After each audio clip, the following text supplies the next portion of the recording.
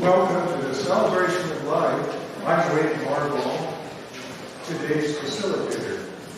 And our musician today is Mr. Bill Chilton.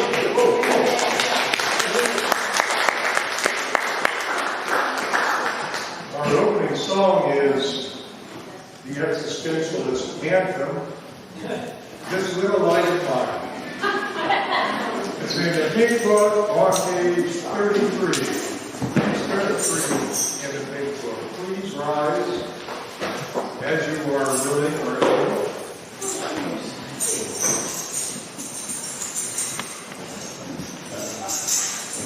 All right.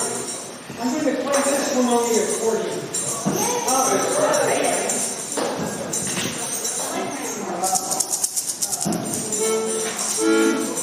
I've got a little introduction to this.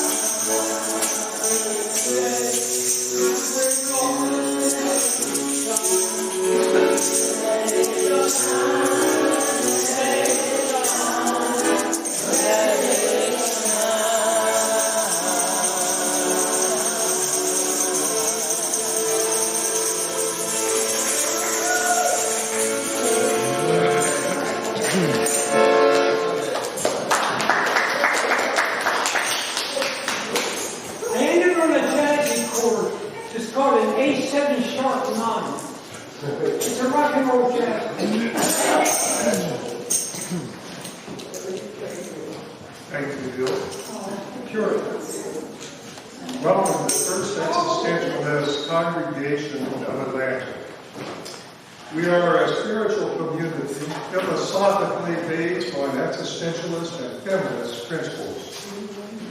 We are dedicated to human liberation and protection of the natural world. We make our spiritual home in this, the old stone church, which was hand-built more than 100 years ago by the African American Antioch East Baptist Church. We acknowledge that racial hostility drove those African Americans from the area, and we honor them and the powerful history of this place.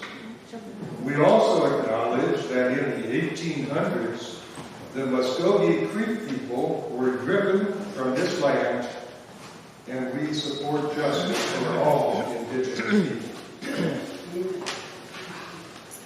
Our opening words today: with ignorance comes fear. From fear comes bigotry. Education is the key to acceptance. That's Kathleen Patel, author and anti-bullying crusader.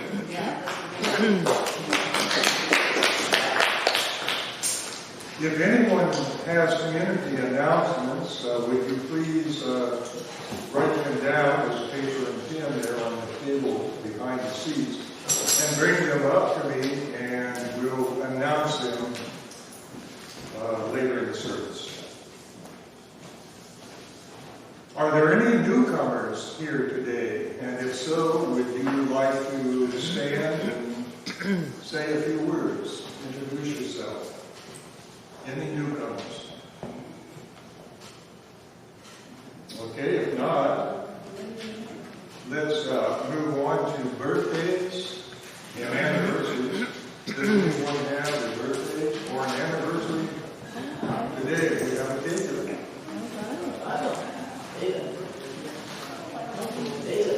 Yes. Okay. 76 on Thursday. Wild Jean. A wild Jean. Wild Jean. Yeah. And I'm 75 on Thursday. Ah. 75. Your name is? Nita. Oh, Nita. So what year are we doing first? Let's sing happy birthday to Wild Jean. Gene first. Yeah. Okay. 76, yeah, age.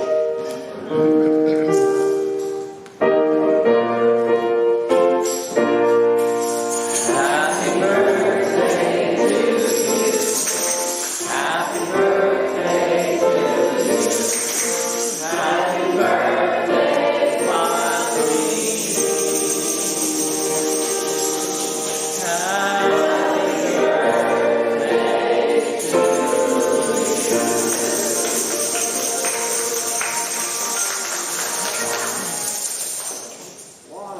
What was your age? Nita. 75. 75. 75 to Edith. Nita.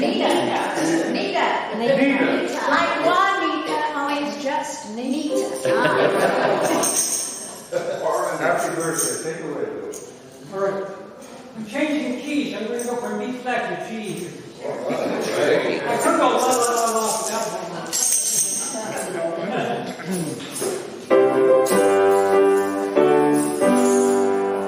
Happy birthday to you. Happy birthday to you. Happy birthday, dear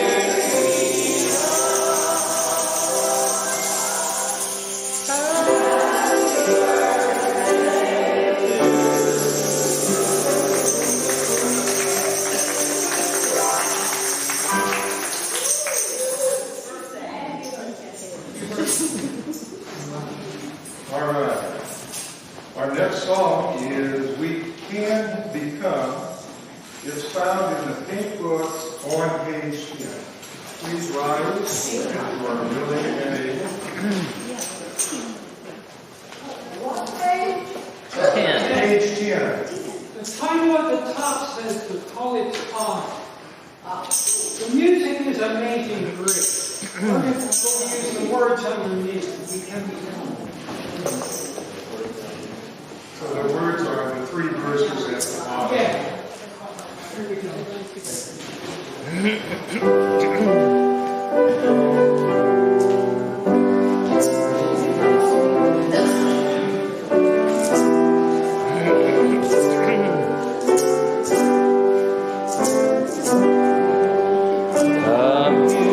Communion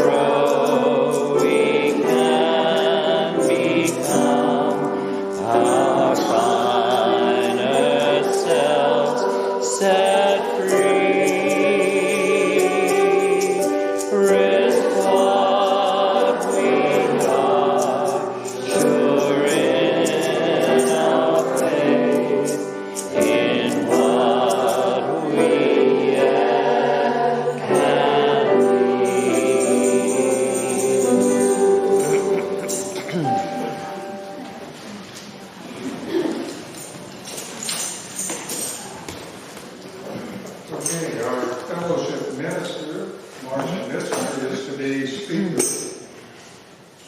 So we'll move on to community announcements. We have a few here. The membership guild is always looking for volunteers to greet before the service, to show up at 10:45. So we need greeters, and there is a sign-up sheet on the table in back. And thanks to all who have volunteered in advance. Also, the membership guild would like to remind everyone that today, the 5th Sunday, is the 5th Sunday restaurant outing. And after the celebration of life, anyone who wants to join will go to the Rita's Bluebird Cafe at 421 Memorial Drive across from the Oakland Cemetery. Those interested can meet after the celebration of life, and we'll arrange transportation to Rita's restaurant outing at Rita's Bluebird Cafe.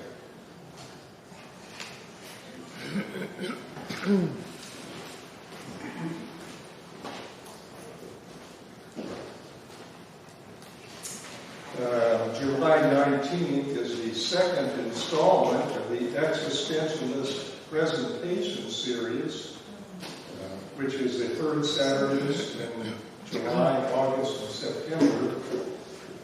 And we had one in June. And that July 19th celebration, or presentation, will be Journey in Existentialism with Dr. Linda Bell. So please come and... What time? Oh, time. Yeah. That's each series is from 2 to 4 on the third Saturday of the month. There will be presentations in August and September also. So it's July 19th at 2 o'clock. Dr. Linda Bell.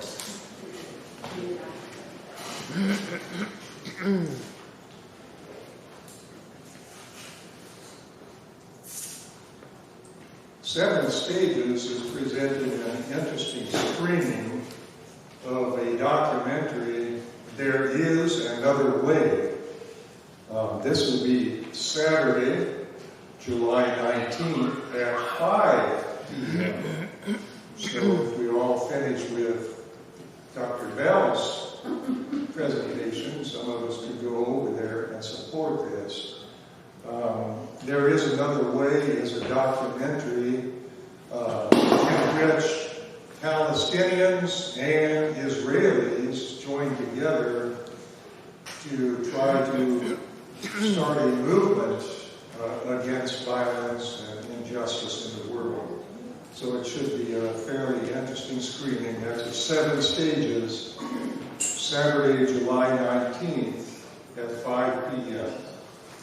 It would be good if we showed up. I'm proud of Seven Stages for their activism in many areas.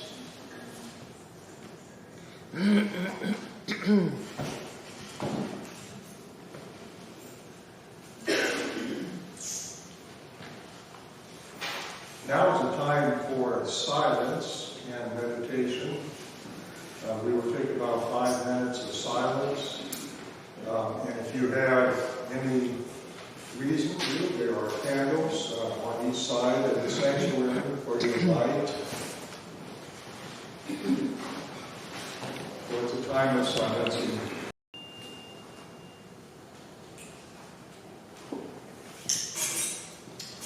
Our next song is a song of peace. It's found in the Pink Book on page 77. Page 77. Please rise in body and spirit as you were willing and able.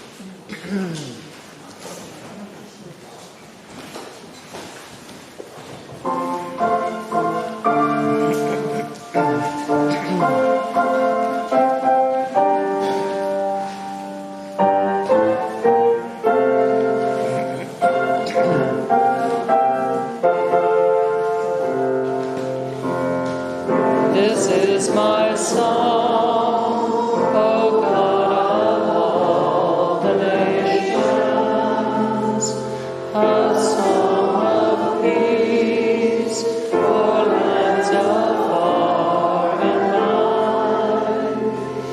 This is my hope, the country where my heart is.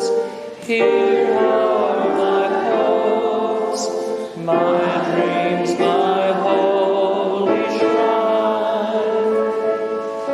But other hearts in other lands are beating with hopes and dreams as true and high as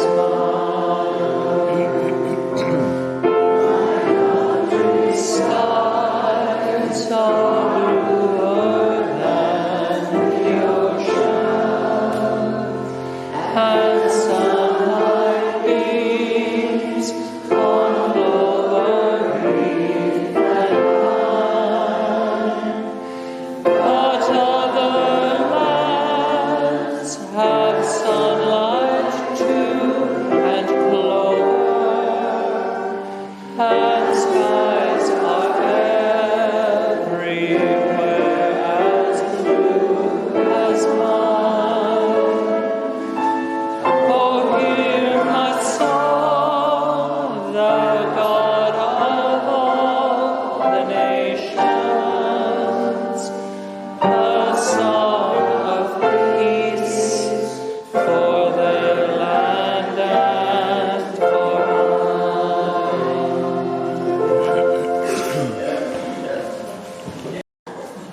And we are a self-supported congregation, so your offerings, no matter how great or small, are greatly appreciated.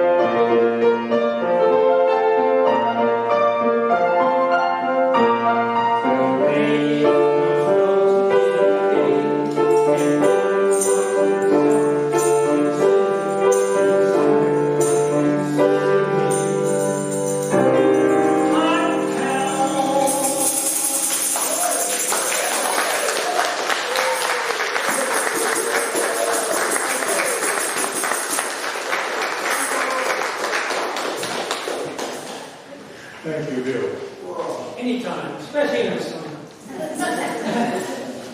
Our speaker today is the Reverend Marsha Mitchiner, and her topic is the importance of pride. Marsha, first of all, is a friend of us all.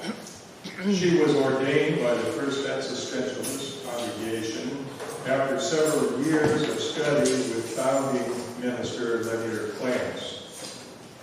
Today, she serves our congregation in many ways, performing various duties, reaching out to folks whom we haven't heard from recently, and comforting those in need of support. She shares her thoughts with us from the podium every month, and last Saturday she kicked off our 4-part existentialist presentation series with an expert discussion of the principles of existentialism. Please welcome Marsha Mitchiner.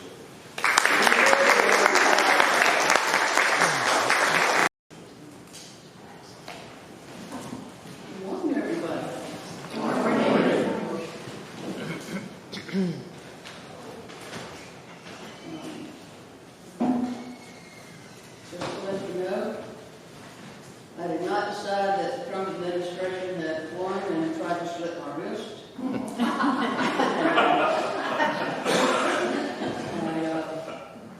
I was in a car accident.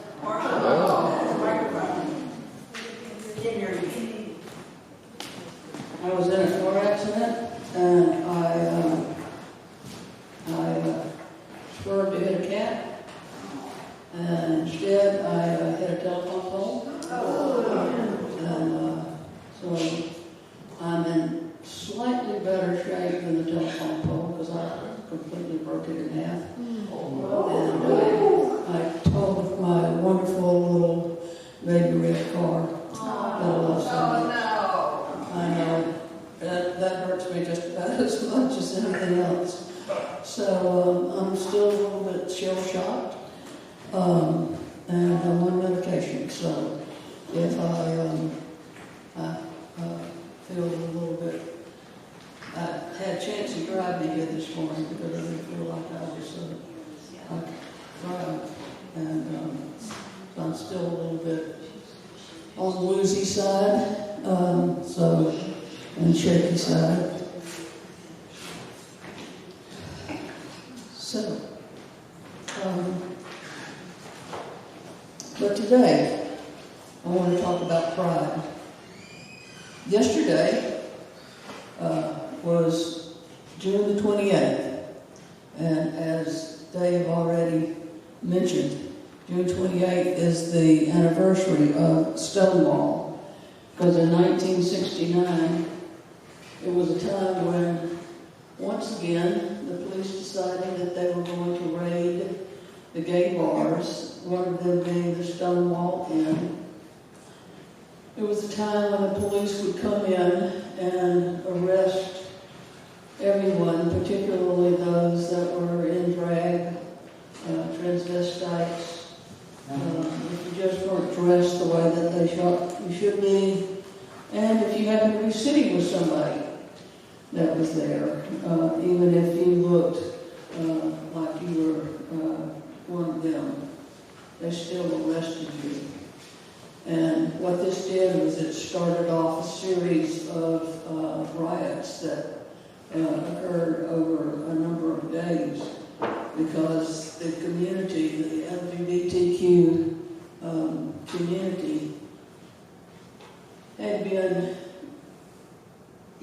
facing this kind of raids and the humiliation and the violence that was being perpetrated upon the community. And at this point in 1969, they said, no more. We're going to stand up. We're not going to let you do this to us anymore. So there were several days of riots. There were, in my research about it, of course, anybody who's gay, I think, knows about Stonewall. But there were some interesting facts that I learned when I did some of my research for this, for today. And one was that two of the leaders of the protest movement at that time were two transvestite women, Marsha Johnson and Sylvia Rivera. Marsha Johnson was a black woman. Sylvia Rivera was a Latina. And they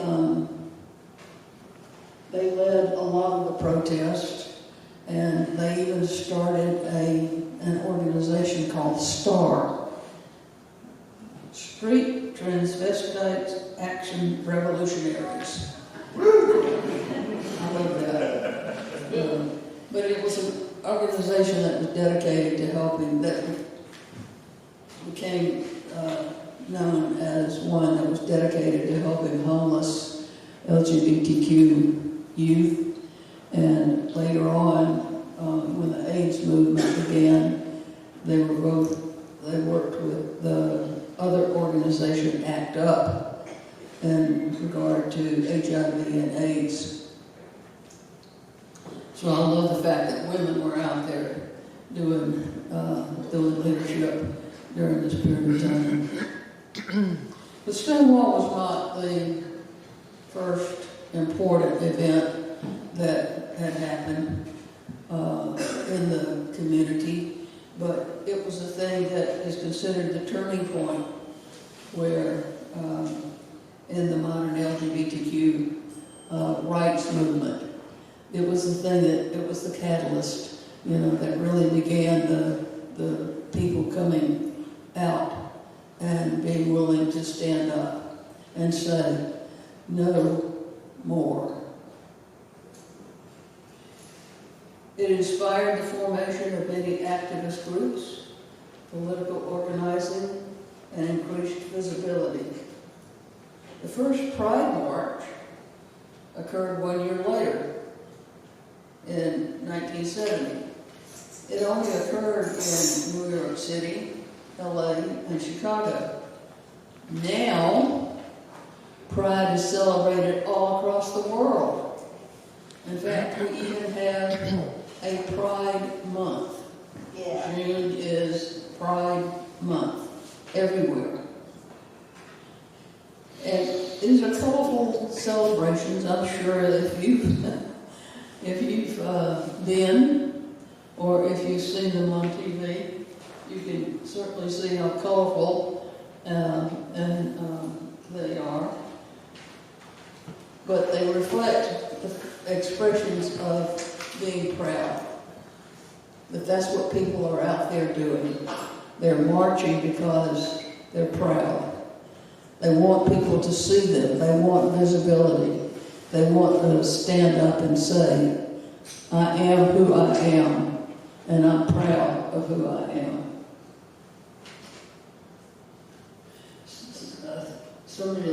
I like some of the slogans that have come out of that movement, like out loud and proud, out of the closet, love wins. I love that one. I have a t-shirt that says love wins. Plus, I don't know if you noticed, I have on my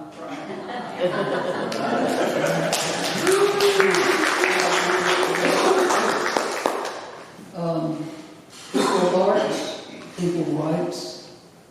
Pride, not just a parade, a promise. My personal favorite, we're here, we're queer, we're fabulous, dear.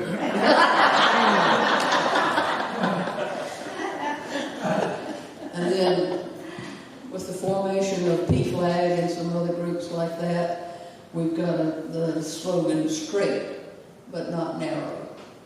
Allies of LGBTQ people.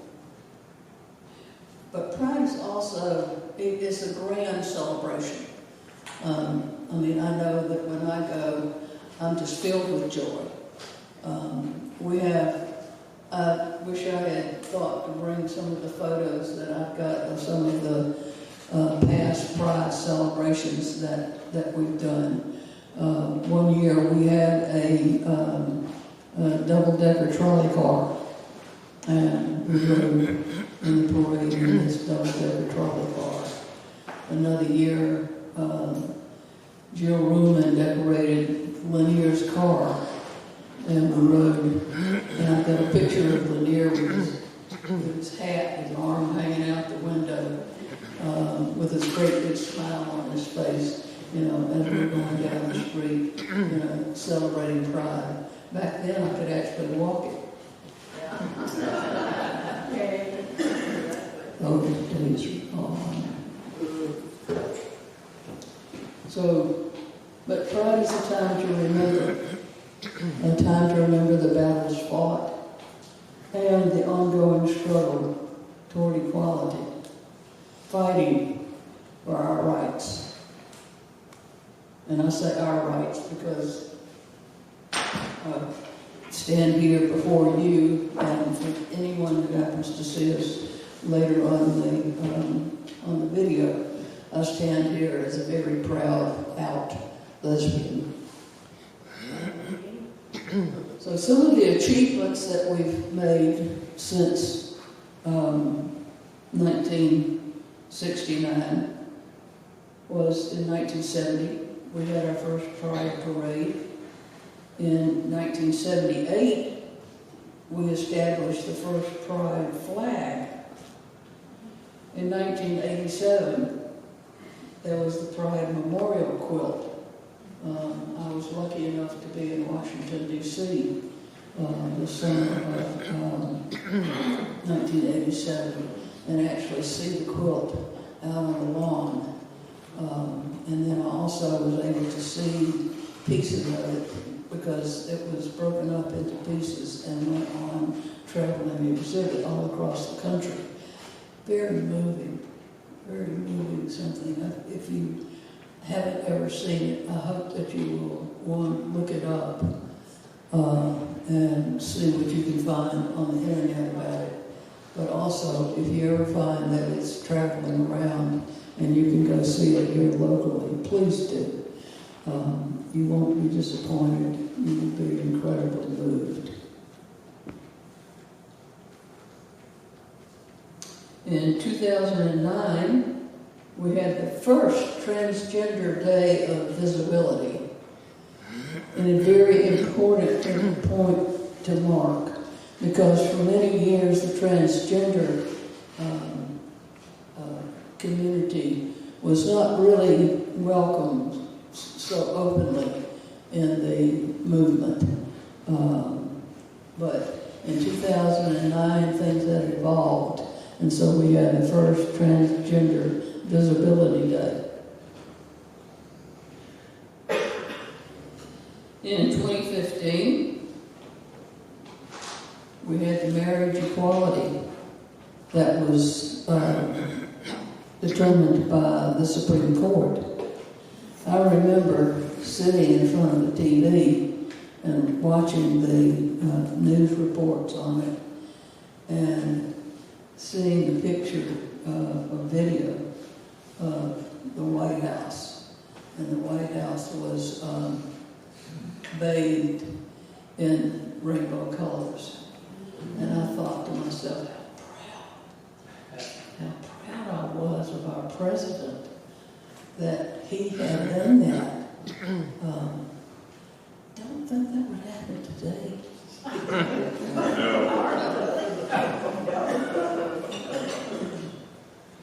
In fact, in 2016, Obama unveiled the National Monument for Stonewall. That's a pretty big deal, a national monument, not just in New York City that the people got together and did it, but this is a national monument recognized by President Obama for Stonewall, and for what Stonewall stands for: standing up, shouting out, being proud. In 2020, SCOTUS also did the a ruling to protect LGBTQ employees. Unfortunately, we are going backwards. And we're going backwards a lot faster than I ever thought that we would. And frankly, it's a little scary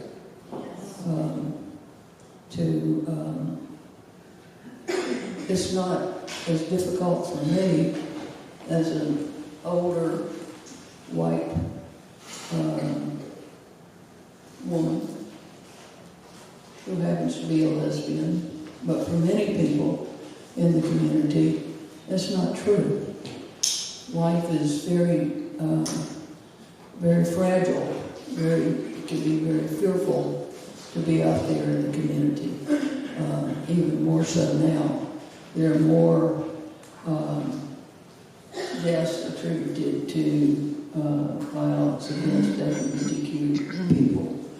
There are more homeless LGBTQ youth on the street because parents are throwing them out. The medical community has been hit hard by the ruling recently about what kind of medical care you could provide, especially to transgender people. So we have to keep fighting. We cannot let down. We have to keep fighting.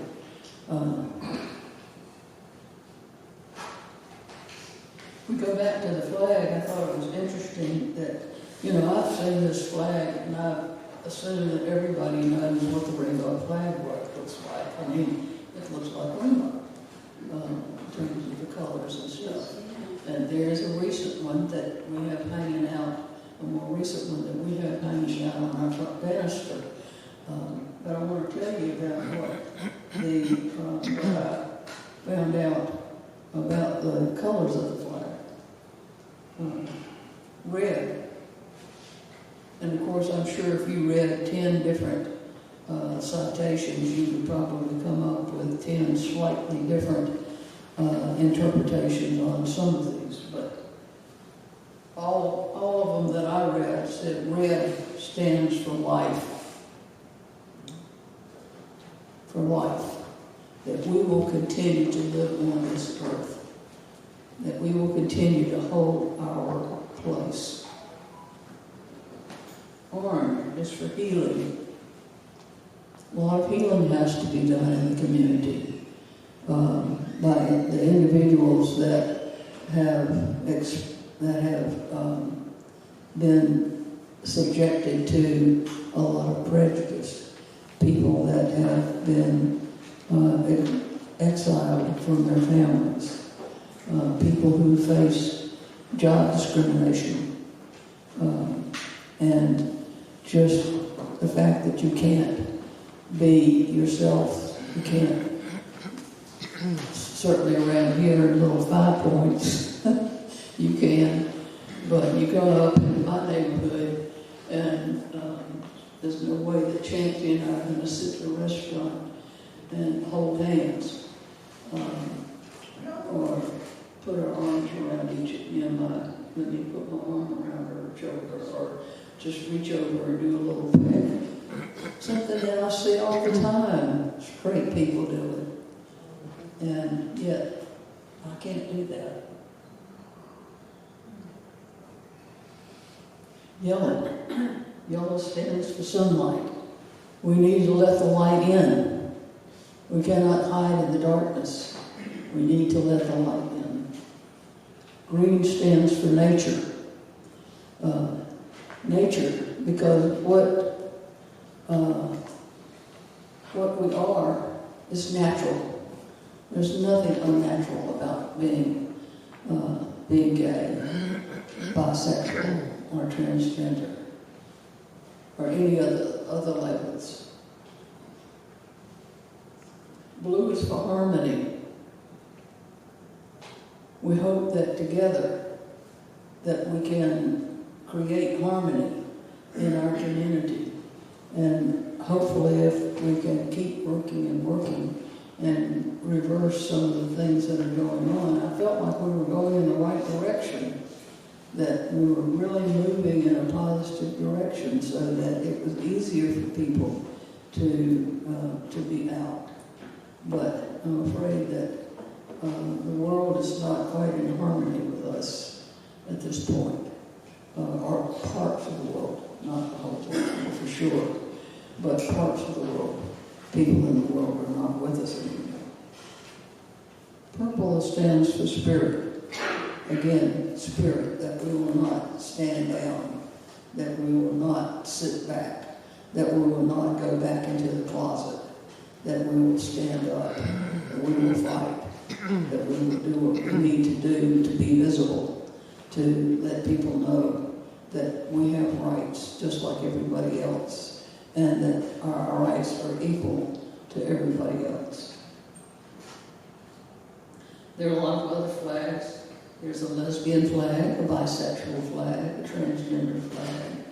The flag that you see out front that we have is one that has the rainbow flags, but it also has either a triangle, if you want to look at it that way, or an arrow on it, and it's pointing forward because that's the movement.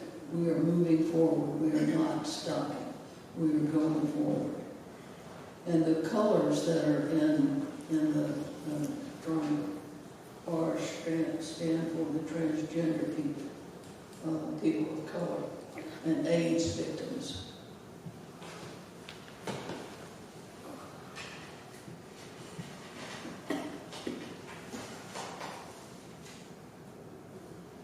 Pride. Pride amplifies voices. It's a platform to share stories, struggles, and triumphs. It educates. It spreads knowledge about our history, about our rights, about who we really are, not some idea in somebody's head about some evil person that might be in their head. We hear stories of courage.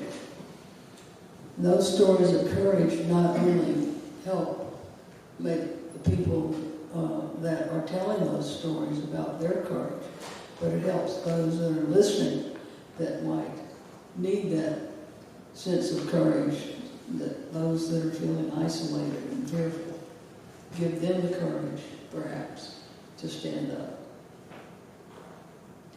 One of the good things, too, is that it boosts mental health and self-esteem. That's also something that's so important because the statistics for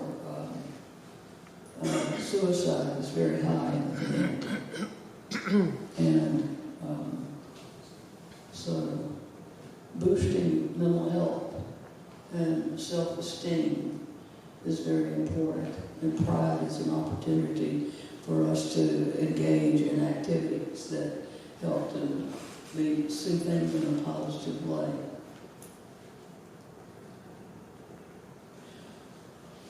You know, as existentialists, we realize how much choice is just the important factor in our life, that everything that we do is a choice. And for some people, coming out is not going to be as easy as it is for other people. And so it's a choice that each individual has to make, and a choice in terms of whether or not you are able to become part of the movement and to do things to help, even in small ways or big ways, to go out and protest or just to give money. Everything is a choice. Webster defined pride as the noble self-esteem springing from a consciousness of worth. Consciousness of worth. And I have to tell you, I spent many years struggling. You know, at the very beginning, I grew up Southern Baptist, and I really struggled with the fact that it felt like I was doing something that was sinful. And then, of course, just the fact that when you come out, you have to deal with certain issues and things. So it is a struggle, but coming out of that with your consciousness of worth, which, believe me, I have in abundance. So I'm very proud of who I am most days.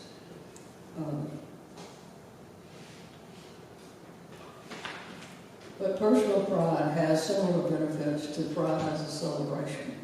It boosts self-worth, it motivates, it improves mental health, and it rejects the thing that says you're bad. It fosters connections and healthy relationships. You can imagine that if you're feeling that you have self-worth, then you're much more likely to engage with other people. You're much more likely to want to be in a relationship.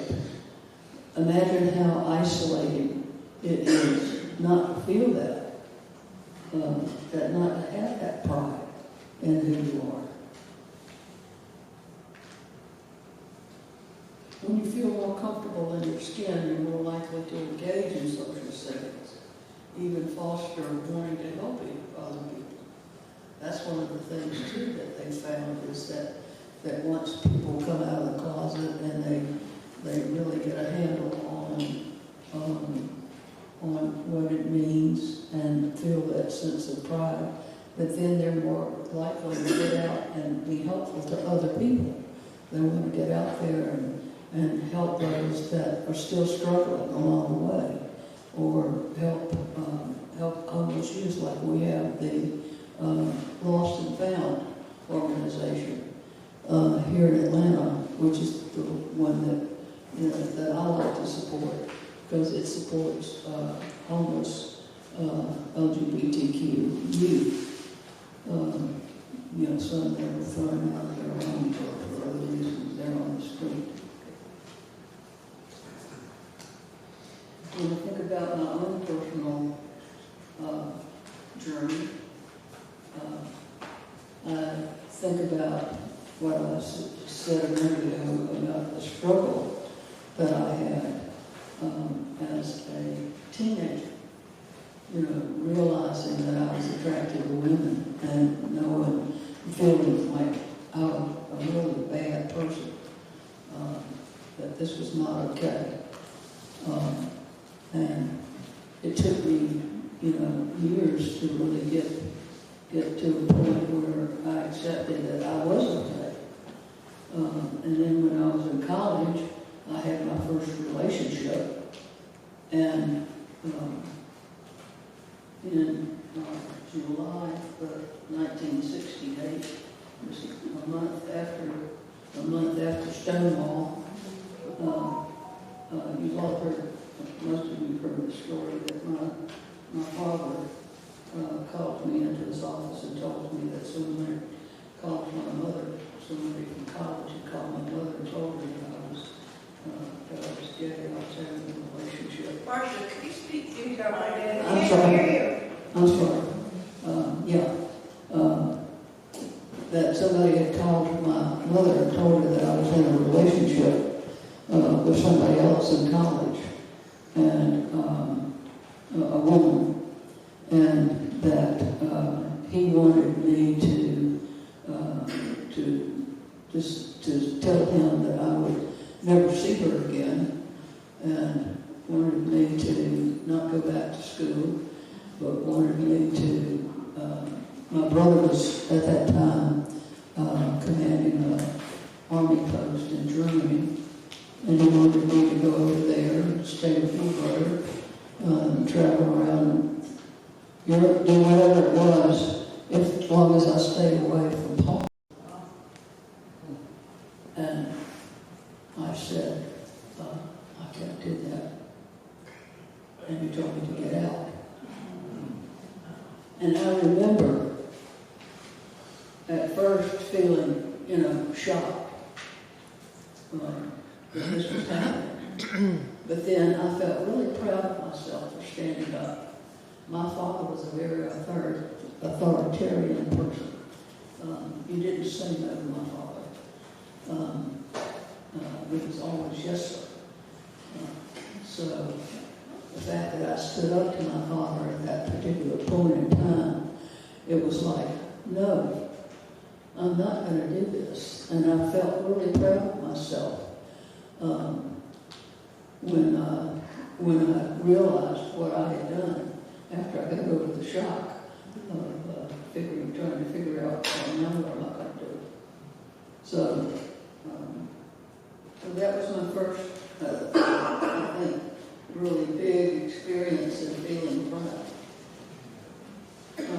The next one is in, I hate to even tell you the date, and chance it would kill me, but in 1977, in 1977, Chancey, I know you can't see this, but Chancey and I were married. We'd been together for a couple of years, and we decided to get married. I'm going to put this down in front because I want you to come up if you have a chance, after the service. If you would come up and just look at the expressions on our faces. I mean, there's no doubt that we are just filled with a lot of pride.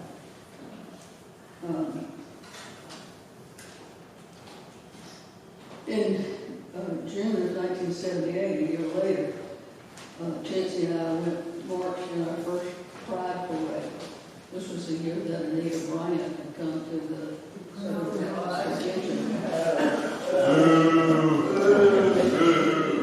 She was at the World Congress Center, so there was a big march and then a rally at the World Congress Center. And I can remember being so nervous because I'd never been on a march. I was 25 years old, something like that, and I was nervous about being out. I mean, I worked for the government, and that wasn't you couldn't just be out about when you were working for the government. So we marched. We saw the cameras, and that made us even more nervous. But we kept going because we were proud to be a part of that community. We were proud to stand up and say, yes, I'm gay. Like it or not, you guys, I'm gay.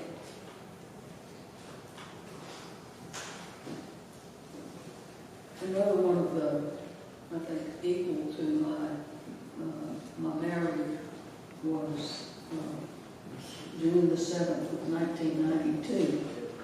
It was 30... Microphone. 1990, June 1992. Put it down. June the 7th of 1992 was the other, I think, equal to the day that I got married. This is the cover of the July 1992 Existentialist newsletter. This is when I was ordained. And again, I'm going to leave this up here because I don't know how closely you can see it. But look at the expression on my face. I mean, if that doesn't exude pride, I don't know what does.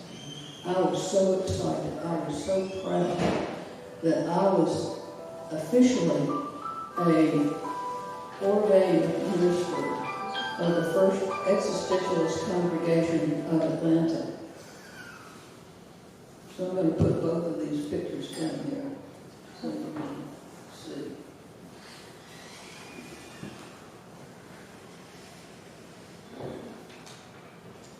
The Pride isn't just a celebration. It's a lot more than that.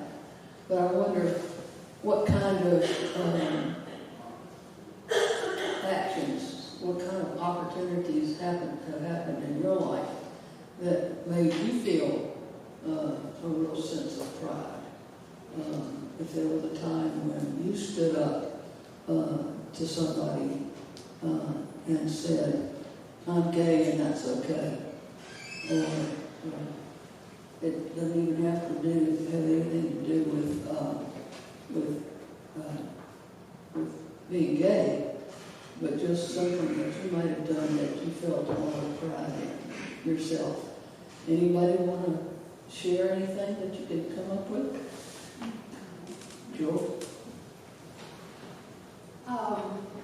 When my mother found out I was gay, she said, "You can never tell your father, it will kill him."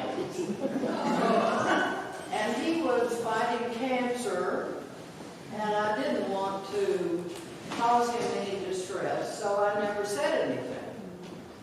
When my mother remarried, and before the marriage, her fiance took me out to meet and talk. First thing I said was, I want you to know right away I'm gay. And my family is Lisa. And we won't be here for holidays because Mother will not let us be in the same house. Wow. Or certainly not in the same room to sleep. So that's the first thing I want you to know about me. And I'm so happy that you're marrying my mother. She's never been any happier than I've seen her, lately, and it's wonderful. But I never told my father, and I regretted it. So I just want you to know. Thank you. Good. Anybody else? Yeah. Well, this has nothing to do with being gay since I'm not gay, but I went in and out of college for most of my life. And, I'd go for a year and I'd quit, and I'd go for a few months and I'd quit. And finally, I was 38, and I was working for Emory, and we had a deal where they would repay 80% of your tuition, and it was on a quarterly basis at the time. So I decided I'm going to go back. I had 2 years to go. And I knew that because I was working full-time, I also waited tables at night when I had a baby, that it was going to take me 4 years to do those 2 years. But I decided I'm going to get this done. And at the age of 43, I finally graduated college. So that was a moment for me that was like, I was just very proud of it, because nobody else in my family had gone to college. Great. Yeah. Big thing to be proud of. Anybody else want to share? Well, Linda.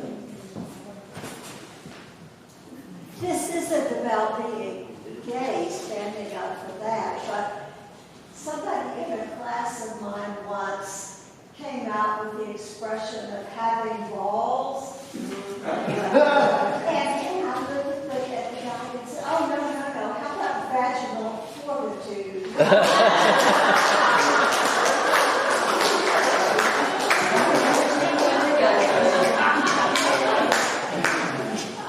Yeah, Jane. I sort of came out before I came out. Anita Bryant came to town, and I don't remember what year that was, 77, 78. 78. Well, I was still a Southern Baptist at that point, but I was ashamed of her. I was just really ashamed of her. And so when I saw them marching the street, I drove down from Lawrenceville in a big hurry, parked on the street, jumped in the parade, and marched for the first time. Again, not as a lesbian. That came a few years later. But she did not represent me. She did not represent me at all. And I wanted people to know that. And it was, let's see, if that was 78, I came out when I was 33. And I asked my therapist if I was a lesbian. And she said, well, I can't answer that for you. I will suggest you go to the first existential and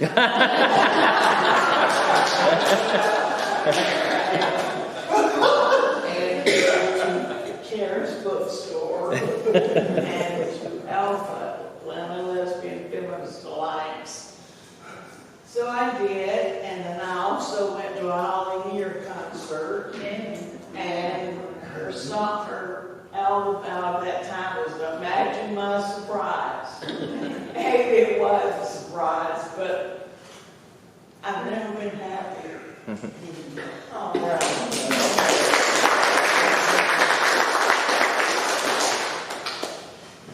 I just want to say, you know how long ago it was. If you noticed what Jean said, was that she drove down, got out of her car, and got into the parade. When we're going to do that now, Dave. I've been doing all this since 1970, since I was in D.C. Speak up, louder. Working with the Washington, D.C. Gay Liberation Front, so I've been kind of out there since about 1970, something like that. And I knew Frank Hanley in Washington, D.C. He was kind of the godfather of our movement. He was the first openly gay man to run for Congress, and I campaigned for him. But, you know, it's like 2 steps forward, 1 step back. So I was out there campaigning for him in 1971 in D.C., and I was at the Eastern Market on Capitol Hill. And 2 of my classmates from George Washington University came by, and I hid in the bushes. I didn't want to see, let them see me campaigning for this openly gay man for Congress. And he did pretty well, actually. He kind of like came in fourth or something. The thing that I'm really gratified about from yesterday was we had Maria Elena Belland with us. And she was at the 1978 demonstration. And the media picked it up and it got covered worldwide, which was amazing. But she stood up to the microphone, so it's great to have her yesterday, despite all her challenges. And she said, "I come to you today as a defiant dyke." And we went berserk. We had like pandemonium for like 10 minutes, anyway. And then her whole family, that was how she kind of came out to her entire family. And she was working as a mechanic for MARTA. And so that was really kind of dicey, because it's like, wow, I'm this mechanic from MARTA. And she told me later, she said that the really great gratifying thing was that some of the guys, and she's basically supervising a lot of men, and they come and said, "You give that lady hell!" Yeah. So she got some support. Thank you. Okay. I want to leave you with this last thought. That pride is not just a celebration, it's a declaration. It's a reminder every year that love in all its forms deserves to be seen, to be heard, to be honored. Yes. That's pride. Thank you.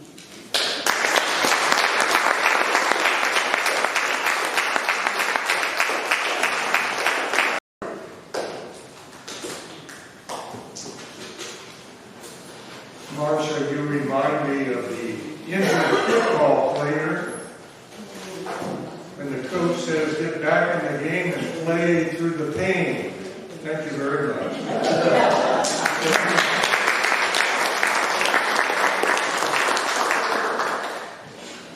Our closing song is "Let's Get Together" in the page book on page 114. Page 114, let's get together.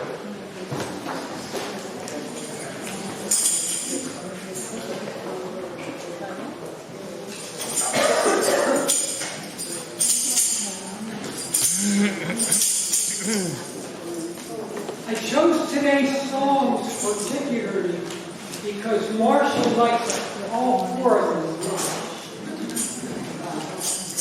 I do too. I'll indicate when we start to sing, and after verse 2, I will do a break on the accordion. It's not a very long song.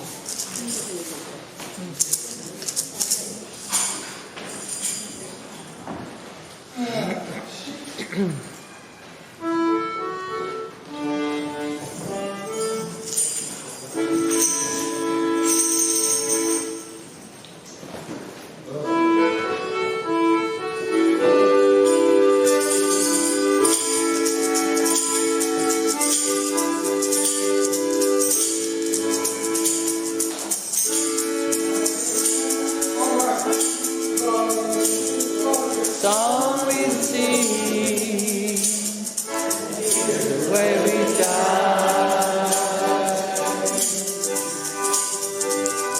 You can make the mountains ring, or make the angels cry.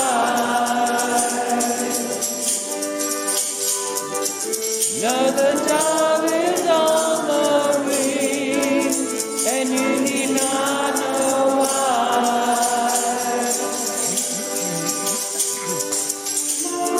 People now smile on each other, everybody gets together, start to love one another right now.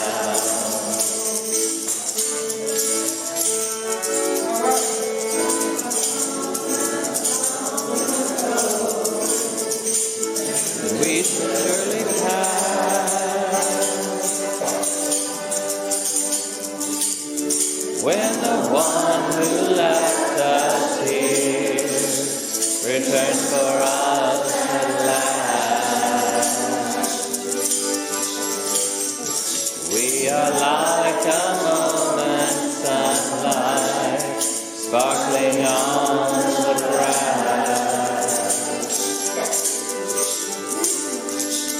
Come on, people now, smile on each other, everybody get together, start to love one another right now.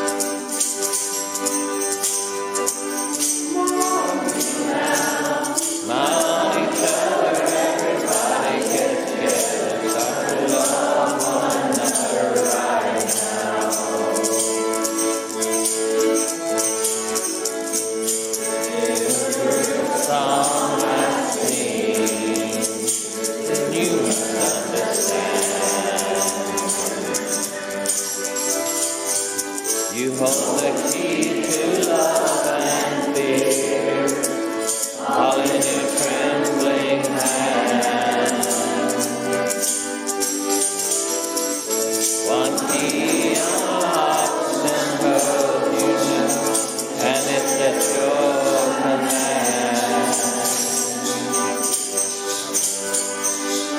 Come on, people now, smile on each other, everybody get together, start to love one another right now. Come on, people now, smile on each other, everybody get together, start to love one another right